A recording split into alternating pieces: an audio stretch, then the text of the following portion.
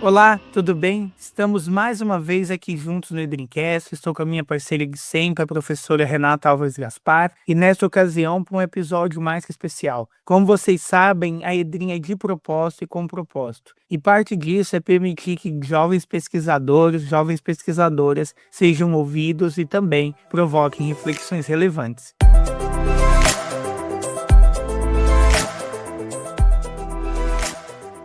E é para isso que hoje a gente recebe a professora Mayra Fagundes, que foi a selecionada através da seleção de jovens pesquisadores da EDRIM, um processo aí que a gente recebeu várias aplicações e selecionou dentre elas uma, mas sem dúvida fica para você que está nos ouvindo a oportunidade de aplicar na próxima edição, sem dúvidas aí é uma proposta que vem para ficar com o intuito de que a gente consiga perceber também aquilo que os jovens, as jovens da Academia de Direito Internacional e Relações Internacionais vem fazendo com propósito e de propósito. E acho que o tema não poderia ser melhor para essa discussão, considerando o momento em que nós vivemos. Hoje nós vamos discutir a OMC, a Organização Mundial do Comércio, a importância, a relevância do comércio internacional para o estágio da globalização, para o desenvolvimento sustentável, para o conhecimento de outras culturas jurídicas. Foi o comércio internacional que trouxe tudo isso, é indubitável. Mas ainda assim, mesmo vivendo em uma sociedade que foi estruturada pelas relações comerciais,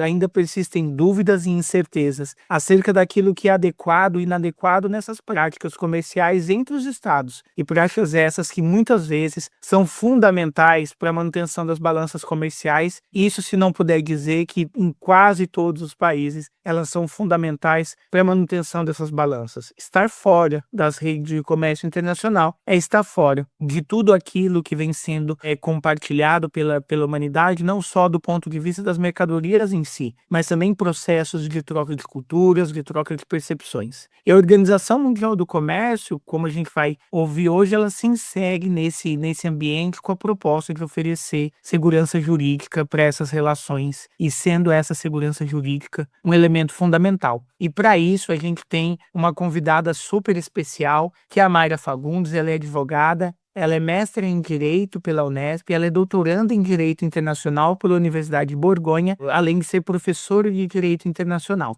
E para que a gente possa dar início a esse debate, eu passo a palavra à professora Renata Alves Gaspar, cumprimentando e agradecendo aí pelo início de mais uma temporada junto comigo aqui à frente do Edrincast. Olá a todas e a todos. Como o Paulo falou, essa é uma edição muito especial para mim, não só para a escola, porque todos aqueles que acompanham minha trajetória sabem a importância que eu dou à formação de novos profissionais, né? Eu sempre gosto muito de colocar toda a minha atenção naquelas pessoas que estão em processo de formação, porque eu quero sempre confiar no futuro, e o futuro está nas pessoas que estão em formação. Então, pensar num edital para jovens pesquisadores é como pensar na menina dos meus olhos, né? Eu quis fazer isso com o apoio do Paulo e da escola, para a gente dar voz para quem está no processo de formação, porque essa voz é uma voz que importa. Então, esse Dreamcast, ele para mim, é tão mais importante do que todos os outros que a gente vem gravando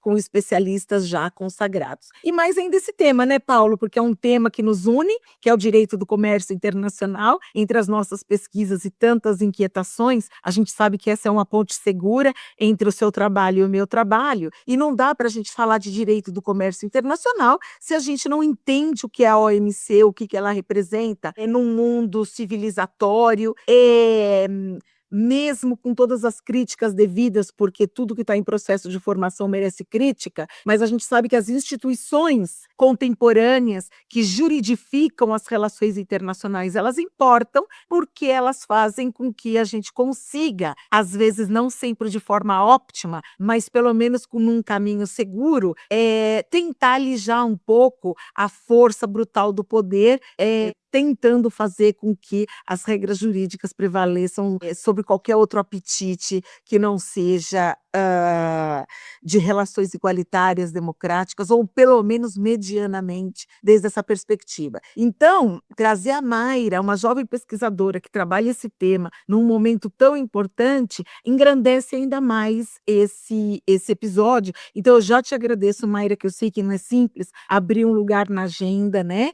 Desde essa perspectiva de um trabalho de pós-graduação e outras questões da vida de cada um, e você ter aberto a sua agenda para estar aqui com a gente é um motivo de alegria e de honra para a escola. E já antes de te passar a palavra, eu já vou te passar a palavra com a nossa primeira pergunta. Então, como se diz no popular, vamos começar do começo. O que é a OMC? Olá a todos os ouvintes, eu queria inicialmente cumprimentar a todos que estão nos ouvindo, agradecer à professora Renata Álvares Gaspar, ao professor Paulo Oliveira, né, pelo espaço. Dizer que para mim é uma alegria muito grande poder participar do Edrincast, sobretudo nesse quadro do Jovem Pesquisador, né, nesse episódio inaugural do quadro do Jovem Pesquisador, e parabenizar a Edrim por essa iniciativa, né, que, sobretudo, visa dar espaço àqueles que estão em formação, como a professora Renata bem pontuou, né? Então, iniciativa louvável, queria agradecer e parabenizar. E respondendo à pergunta da professora, bom, a OMC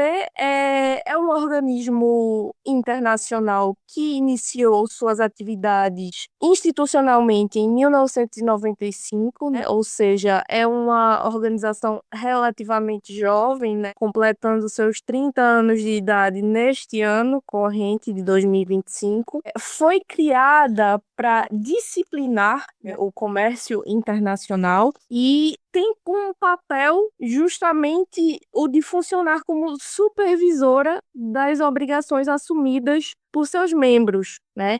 E, ao mesmo tempo, servir como um foro de negociação comercial. E aí é importante destacar que quando a gente fala em foro, normalmente a gente pensa em jurisdição, em instância adjudicatória. No entanto, cabe esclarecer que a OMC não é uma corte internacional. Não existe um tribunal comercial na OMC. O que a gente tem é o sistema de solução de controvérsias, que a gente vai falar, que é bastante singular, inclusive, cheio de peculiaridades, mas a OMC ela não é dotada, ela não faz esse papel de corte comercial, não existe um tribunal comercial, né? E também, só para contextualizar, né, historicamente falando, a OMC ela surgiu como sucessora, vamos dizer assim, né, daquilo que era o GATT, né? O GATT ele era um acordo com contornos institucionais, que, através de suas rodadas, buscava fazer o que a OMC faz institucionalmente hoje. Então, ela é a consolidação de tudo aquilo que já se desenhava no GATT, desde 1947, né, em suas diversas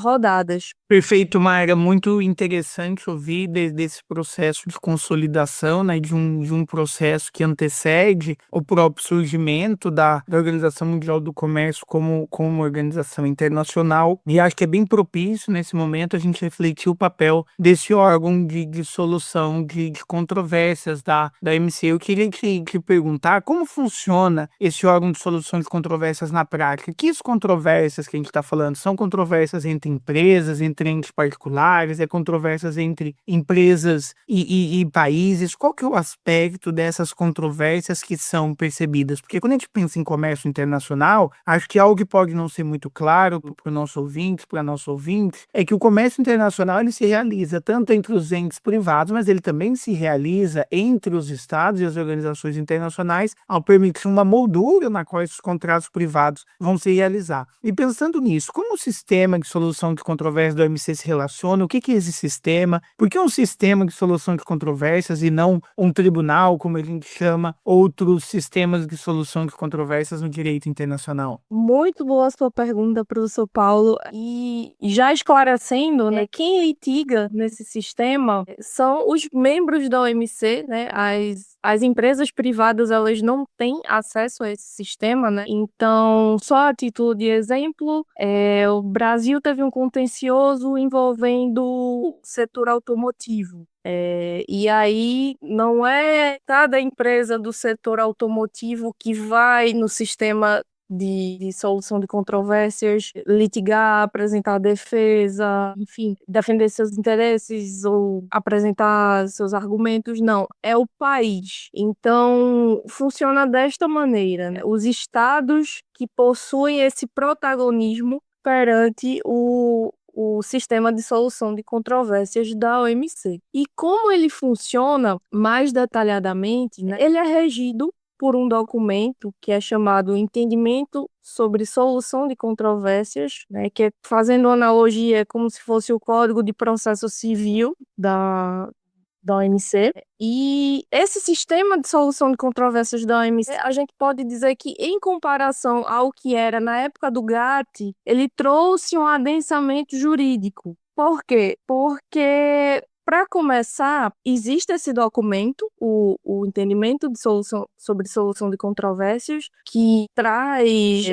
prazos, traz, enfim, tudo detalhadamente, codifica, né, vamos dizer assim, para que o sistema funcione como se espera. No GATT, isso não existia. Então, houve esse adensamento jurídico, isso foi uma parte dele, e a outra parte é que o funcionamento do sistema de solução de controvérsias, ele lembra um pouco o que seria a nossa primeira e segunda instância num tribunal comum, vamos dizer assim. Então, a primeira instância seria a fase dos painéis, que a gente diz, né, que se assemelha muito a um procedimento arbitral. Mas antes da fase dos painéis, tem a fase de consultas, que é uma fase mais diplomática, ou seja, antes dos países litigarem, há esse momento de consultas, onde se evita a abertura de um painel para discussão no âmbito do órgão de solução de controvérsias. E aí, nessa primeira instância, no painel, que se assemelha a um procedimento arbitral, a gente conta com 3 árbitros que vão analisar o caso. E aí, uma das partes que se sinta desfavorecida, ela pode apelar dessa decisão do painel. E aí ela apela para a segunda instância, que seria o órgão permanente de apelação, ou o órgão de apelação, né, que é composto por 7 juízes, com notório saber jurídico sobre direito internacional e direito internacional do comércio. E para a doutrina, esse sistema ele tem uma natureza jurídica híbrida, porque mistura, né, o que seria algo semelhante ao procedimento arbitral e algo semelhante a uma instância adjudicatória, né, que seria o órgão de apelação. Então, a doutrina chama de um sistema quase judicial, né? Outra coisa que a gente pode destacar, né, o que marca o adensamento jurídico da OMC é justamente o estabelecimento desse órgão de apelação, né, que visa garantir esse duplo grau de jurisdição, né? O órgão de apelação, como já dito, ele deve ser composto por 7 membros, com mandatos de 4 anos, podendo cada membro ser renomeado uma única vez. E aí as decisões do órgão de apelação, elas contam com um caráter de obrigatoriedade e de definitividade, né? O que mais uma vez realça esse adensamento jurídico ao qual me referi. E um outro aspecto muito controverso, ao menos ao meu ver, do sistema de solução de controvérsias é o sigilo que prepondera, né? As audiências elas não são acessíveis ao público. Existe uma confidencialidade nas reuniões de deliberação dos painéis, né? Então, existem vários questionamentos com relação a essa transparência insuficiente, né, no âmbito de uma organização que trata de questões comerciais e cujas decisões atingem a todos nós. Então, isso seria algo que é algo inquietante, né? É algo que renderia boas discussões também. A gente sabe que, mesmo tendo um caráter híbrido, né, o painel de solução de controvérsias da OMC, ou o sistema de solução de controvérsias da OMC, se a gente pensar assim friamente, pelo menos desde o meu sentir, né, com uma lupa, a gente sabe que esse é o sistema que, quando funciona, é o que melhor funciona. E eu costumo dizer isso para os alunos, porque se a gente colocar como ponto de comparação, vamos supor, um tribunal internacional, como por exemplo a Corte Interamericana ou mesmo o TPI, a gente sabe que lá a gente tem o problema de executividade das decisões, o que não ocorre no âmbito da OMC, porque uma vez que esse painel ele consegue, porque aí é outro tema, né? Mas quando ele consegue ser completo e se realizar como pensado, a gente sabe que ele é implacável, né? E é disso que aí que mora, né? O coração que permitiu o desenvolvimento da OMC como a gente vê hoje. Então, por tudo isso, eu gostaria de fazer um complemento, né? Na verdade, a primeira pergunta que eu tinha feito a você, no seu sentir, assim, de jovem pesquisadora, no atual estágio das suas pesquisas, como você vê esse sistema de solução de controvérsias no âmbito das relações internacionais? Qual a importância dele? Porque, assim, a gente sabe que o direito internacional sem RI, ele falta uma perna, né? E o contrário é verdadeiro. Que a gente sabe que trabalhar com relações internacionais e com direito internacional, a gente está falando de duas áreas do conhecimento humano que são simbióticas e necessárias simbioticamente. Então, no seu sentir mesmo, no seu estágio de pesquisa, no seu estágio de vida, eu gostaria muito de te escutar, para você, qual a importância da OMC, sobretudo por causa desse seu adensamento jurídico que vem do seu sistema de solução de controvérsias, para as relações internacionais. Perfeito, professora. Então, o que eu costumo dizer é que a OMC, no meu sentir, e acho que para alguns outros pesquisadores da área também, carece de uma reforma, e o momento que a gente está vivendo indica isso, né? A gente vai tratar um pouco mais desse assunto posteriormente, mas carece sim de uma reforma. Apesar de que é o que temos para hoje e é o que vem dando certo, né? Ou pelo menos até uma parte, né? Até 2019, até dezembro de 2019. Mas é a única organização nessa esfera que a gente tem uma quantidade de membros atuantes no comércio internacional, uma quantidade expressiva de membros atuantes no comércio internacional, né? Então, ao meu sentir, a OMC é um órgão que vem cumprindo seu papel, mas nitidamente precisa sim de uma reforma. E a gente constata isso. Se a gente abre o site da OMC, a gente vê que sempre vai ter lá algo relacionado a uma intenção de reforma, sempre. Então, assim, é algo que, não só enquanto pesquisadora, mas enquanto alguém que tem essa curiosidade, enquanto cidadã, né, eu entendo como uma organização que funciona, mas que sim tem suas carências. Isso próprio do seu momento histórico, né, de criação e o desenvolvimento dela, talvez, não sei. Exatamente, até porque a rodada Doha, né, não avançou muito, não avançou, na verdade. Então, tem uma série de questões que precisam ser tratadas, né, que precisam, por exemplo, a questão do funcionamento do órgão de apelação, que a gente vai falar, a questão do tratamento aos países de menor desenvolvimento relativo, a questão do tratamento aos países em desenvolvimento, né? Quem são os países em desenvolvimento? Quem são os países emergentes? É porque existe essa diferença e muitas vezes um país emergente, ele quer ter direito a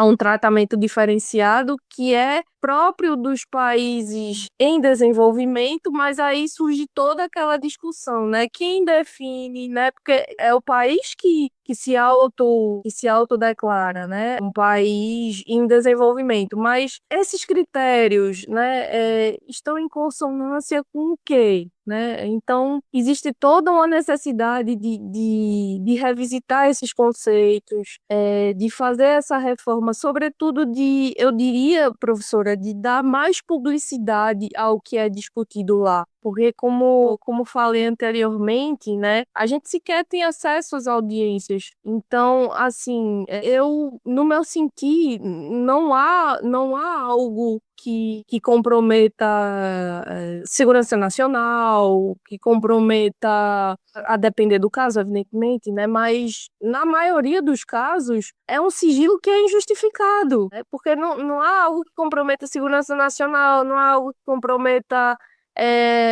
alguma discussão de propriedade intelectual. Então, no meu sentir, é uma outra questão que poderia ser melhorada, né? Ser parte dessa reforma. Essa questão da transparência e da publicidade. Para que a gente, como cidadão, para que a gente, também como pesquisador, a gente tenha mais acesso, né? A gente tenha as informações, porque eu lhe digo, não é fácil conseguir, não é fácil ter acesso a algumas informações até para minha pesquisa. Eu tenho que contatar alguém oficialmente para pedir, para buscar uma informação que não consta no site oficial. Então, é algo que eu acrescentaria como parte dessa potencial reforma.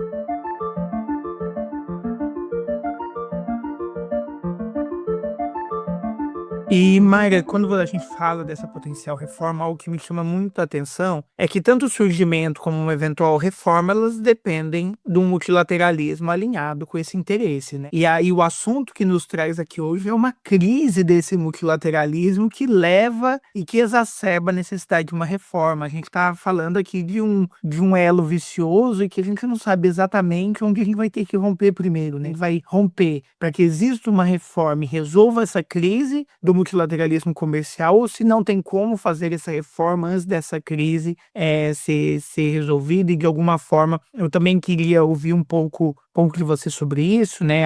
Se a gente pensar naqueles que falam da fragmentação do direito internacional, aí principalmente o professor Koskiniene, né? A preocupação de que vários desses momentos em que o multilateralismo permitiu à sociedade internacional a criação desses organismos, eles não voltarão mais. A gente não conseguiria, a gente não viveria uma Rio 92 novamente, a gente não viveria as rodadas da MC novamente. Mas a gente está diante de um órgão que foi criado, como você trouxe aí, a importância para o que é fundamental. Não existe economia sustentável sem economia, não existe desenvolvimento humano sem economia. A gente está diante de um órgão que ocupa um papel central. E eu queria, aí ao mesmo passo que você comenta um pouco como você entende, se há possibilidade ou não dessa reforma, que você contasse para a gente um pouco por que o sistema de solução de controvérsias da OMC está paralisado. Ele realmente está paralisado? Isso é um fim? Esse sistema pode ser de algum modo reativado? Queria ouvir um pouco de você pensando também nessa perspectiva da reforma e daquilo também que essa reforma possa não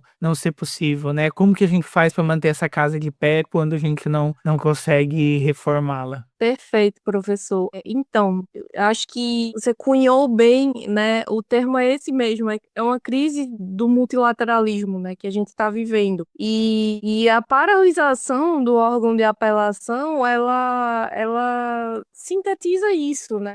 Desde dezembro de 2019, o órgão de apelação da OMC, ele está inoperante, né?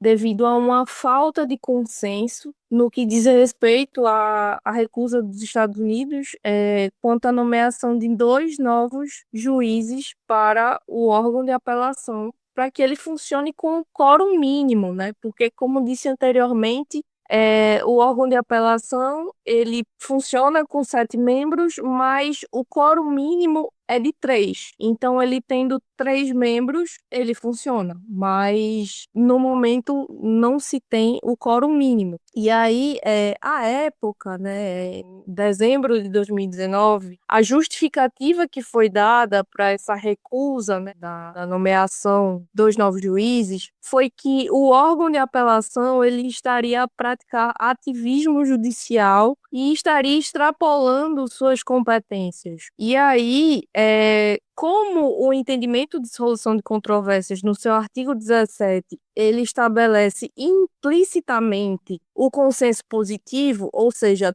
todos os membros da OMC, eles têm que estar de acordo com as nomeações dos integrantes para o órgão de apelação, né? E esse artigo, ele é silente quanto ao quórum de membros a consentirem, ao quórum de membros a consentirem no referente às nomeações. E isso dá aos membros insatisfeitos, que foi o que aconteceu, o poder de vetar as nomeações e com isso paralisa o funcionamento do órgão de apelação por tempo indeterminado, né? E é aí que entra também essa questão de crise do multilateralismo, porque a solução adotada temporariamente para preencher essa lacuna foi uma solução proposta em abril de 2020, face à paralisação do órgão de apelação, foi a criação do Multi-Party Interim Appeal Arbitration Arrangement. A gente chama MPIA, que é da sigla em inglês, mas em português é o Arranjo Provisório de Arbitragem e Apelação, que é um acordo plurilateral. Isso quer dizer o quê? Ele é de adesão facultativa. Na OMC, a gente tem um princípio que é o princípio do single taking.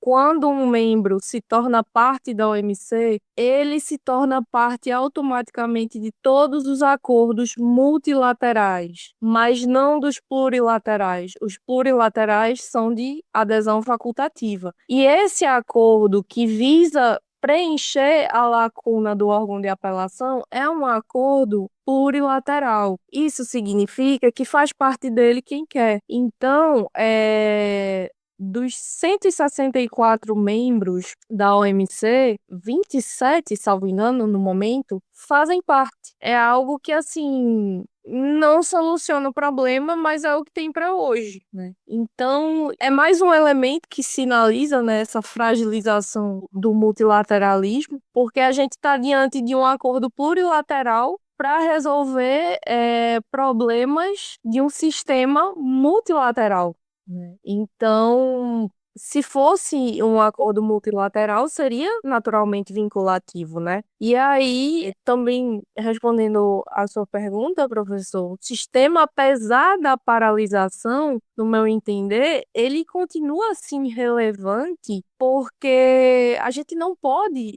desprezar toda a jurisprudência que já foi construída ao longo desses anos, né? E como é algo indefinido, não dá para condicionar a sua relevância ou não ao tempo de paralisação, porque esta é a situação como está hoje. Não sabemos quando isso mudará, porque dependerá dos ânimos de alguns membros. E é isso, né? Isso é algo a se discutir também para uma eventual reforma, né? O poder que os acordos plurilaterais têm, o que é que pode ser objeto de acordo plurilateral, porque aí nesse caso, como eu disse, é um acordo plurilateral tentando sanar um problema multilateral. Não sei se ficou muito engraçado, né? Não, ficou super claro. O engraçado é a gente pensar que essa mesma sua fala, no sentido de que há uma jurisprudência que não pode ser desprezada, ela é parte do problema da paralisia, né? Porque uma das questões que países como os Estados Unidos levantam era a vontade desse órgão de solução de controvérsias fazer jurisprudência de algumas questões que, de forma direta, afetaria os Estados Unidos, né? Ele não contaria mais com cada painel. Se tivesse uma jurisprudência, já se sabia que determinadas práticas não poderiam haver. Então, a sua fala, para mim, foi até impactante, né? Escutar, pensar que a gente tem uma instituição forte e que a jurisprudência não pode ser desprezada, justamente por isso que, por ela ser tão importante, é que sofre esse ataque. Mas como você estava dizendo, chegamos ao ponto da reforma, né? Então, quer dizer, precisa de uma reforma. Não é só queremos uma reforma, é que ela é fundamental para a própria subsistência. E aí, como pesquisadora, o que você está vendo de movimento nesse sentido? Há mesmo uma vontade de reforma? Que iniciativas você tem percebido nesse sentido de caminhar para? Porque a gente sabe que uma reforma de uma instituição como a OMC, com a sensibilidade que toca, ela não é simples, mas a gente pode ir analisando os passos nesse caminho ao andar. Passos nesse caminho ao andar? Então, professora, eu tenho dedicado uma parte da minha pesquisa também a essa questão da reforma e o que a gente tem discutido aqui, sobretudo na região onde eu estou fazendo o doutorado, estamos próximos, né? Aqui a região da Borgonha, ela é muito próxima de Genebra. Então, estamos próximos fisicamente da OMC. O que acontece? O que a gente discute é que, sim, é uma organização de peso, tem questões comerciais que a gente não vai conseguir tratar em outras esferas.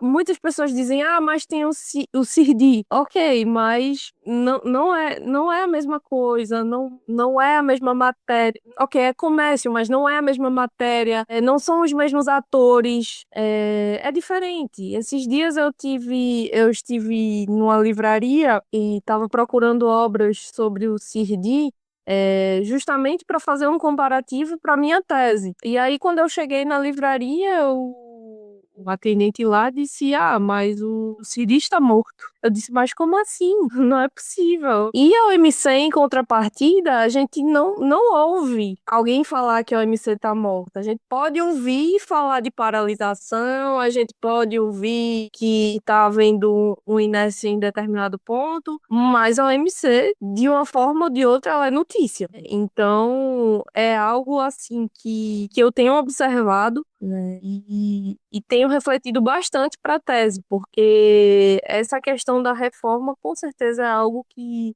vai estar no centro das discussões da minha tese, porque ainda está um pouco embrionária, né? Assim, ainda estou no começo da pesquisa, mas a reforma em si, trataremos dela sim, né? Sobretudo por conta dessas questões que me inquietam pessoalmente, como já disse anteriormente, né? A questão da transparência, a questão da fragilização do multilateralismo, né? Então, perceba que temos este acordo plurilateral para resolver problemas multilaterais, mas, por exemplo, quem tem uma discussão com membros que não são parte do MPIA, esses litígios permanecem não resolvidos. E aí? O demandante, ele fica a ver navios, né? Então, é algo preocupante, né? A gente já está em agosto de 2025 e o órgão de apelação permanece inoperante desde dezembro de 2019, né? Atualmente, como eu tinha dito, 27 dos 164 membros da OMC, eles fazem parte desse acordo, o Brasil é um deles, né? Mas vale também lembrar que esse acordo, ele foi pensado como uma solução temporária para essa paralisação, porque o órgão de apelação, ele não pode ser dissolvido, ele tem caráter permanente, é órgão permanente de apelação, então ele não pode ser dissolvido. Daí a disjuntiva, né? Ele não pode ser dissolvido, mas ele não é alimentado. Estamos nessa encruzilhada. Eu acho que a Mayra trouxe pontos bem interessantes.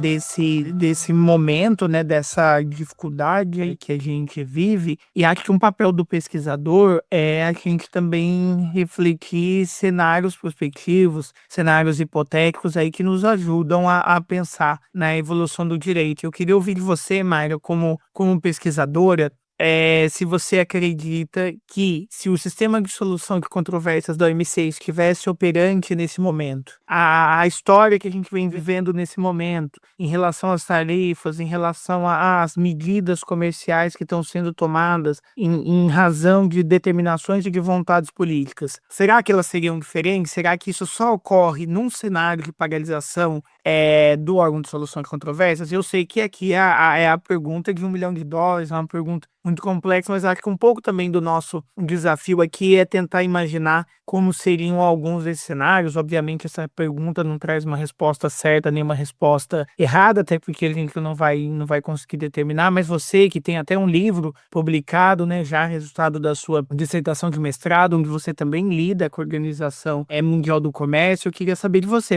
se o órgão tivesse operante, será que hoje a gente estaria percebendo essas tarifas, essas medidas de um modo diferente? Perfeito. Eu acredito que essa questão das tarifas não está diretamente ligada, não é porque o órgão não está funcionando que isso está acontecendo, mas talvez se o órgão estivesse operando, teríamos respostas diferentes. Não dá para a gente prever, né, cirurgicamente o que aconteceria, mas claro que teríamos outros desdobramentos, porque as decisões do órgão de apelação, elas são vinculantes, elas são definitivas, e não há espaço para discutir adesão ou não, como é o caso do arranjo provisório de arbitragem de apelação. Então, eu acredito que sim, professor Paulo, poderíamos ter respostas diferentes, mas não é porque o órgão está paralisado que isso está acontecendo, né? Acredito que a resposta seria mais ou menos essa, né? Não é a causa, né, a paralisia do órgão de apelação, não é a causa dessa elevação de tarifas, mas caso estivesse operando em sua plenitude, caso estivesse operando normalmente, poderíamos sim ter outros desdobramentos. Não dá para prever cirurgicamente quais exatamente, né? Concordo em gênero e número e grau com você. Nossa senhora, achei cirúrgica essa sua avaliação, né? Eu adorei Sem mesmo. dúvidas, gostei bastante aí de como pensou esses elementos e como eles iam interagir, e acho que a resposta trouxe uma inteligência analítica de que não é confiar só naquilo que está paralisado para dizer que seria a solução, né? Porque muitas vezes é uma facilidade, uma escapatória acadêmica que a gente tem. Eu vou confiar naquilo que não está funcionando, porque só aquilo poderia salvar. Já que eu não tenho aquilo, isso nos impede de pensar em outras alternativas, como você trouxe aí com muita sabedoria. Mas, professora, desculpa, eu acabei te interrompendo aqui no comentário. Não, eu achei ótimo essa sua colocação. Eu acho que serve para a OMC, mas não é só para a OMC. Exatamente, achei sensacional. Enfim, nesse clima aqui, que foi um ponto altíssimo, eu acho que nessa última resposta, eu acho que você trouxe muita coisa muito bacana de tudo que a gente veio conversando. Aqui na escola, a gente costuma dizer que a escola, né, é uma escola de propósito e com propósito, né? A gente diz sempre isso, porque o Paulo e eu sempre pensamos que a gente gostaria de fazer aqui, e é o que nós fazemos, né? Não só gostaríamos, é o que a gente vem realizando, o manejo do direito internacional e das RIs com essa visão de que quem está no centro de tudo são as pessoas, né? E é o interesse das pessoas que tem que ser relevante no fim das contas. Não importa a equação que você pretenda fazer para dar resposta jurídica, o que a gente não pode esquecer nunca é que realmente as pessoas estão no centro de tudo isso, né? São os grandes destinatários, e não só como um mandato bonito para se dizer nos órgãos internacionais, mas como uma realidade de vida. Então, por isso que a gente diz que a escola é de propósito propósito e com propósito. A gente sempre procura entregar o que a gente promete que vai entregar, e nesse sentido, eu gostaria de uma reflexão livre sua, ao final, sobre o propósito e ser de propósito, como que você vê a OMC, pensando desde essa perspectiva, como uma reflexão livre mesmo, né? Perfeito, professora.